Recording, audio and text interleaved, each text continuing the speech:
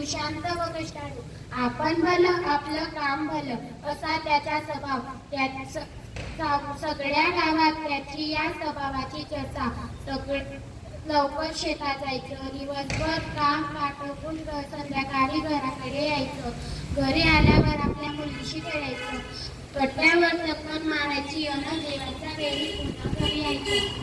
असा त्याचा मित्र. सावळा रंग, सिडसिडीत काठी अन नाकासमोर चालणारा बंडू. एका वर्षी टिप्पाने बरं झाल्यावर बंडूनं कुटुंबासाठी नवे कपडे अन स्वतःसाठी इजा शिवली. धोंडूमामांनी इजा शिवली खरे, पण त्यांचा जरा खांदा चुकला पुढे.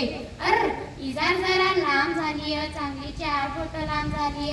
आता पुन्हा धोंडूमामाकडे जायचं म्हणजे अगं इजा जरा 4 फूट कमी करून टाका घालतीस का?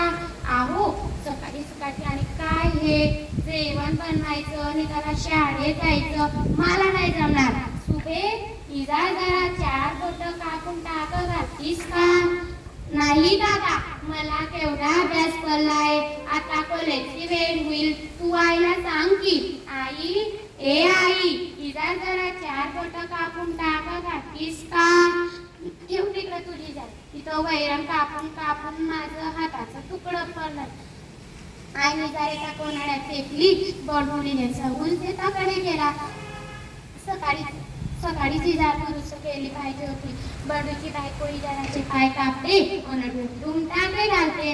आपला भाऊ किती राबतो, कष्ट करून मला कॉलेजला पाठवतो, मी दादाचं इतकंही काम करू नये. बंडूची बहीण इजाराचे पाय कापते अन ढुमढुम टाके घालते.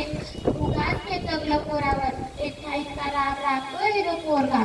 बंडूची आई इजाराचे पाय कापते अन ढुमढुम टाके घालते. आपलं काम आपणच केलेलं बरं. बंडू इजाराचे पाय कापतो व टाके घालतो.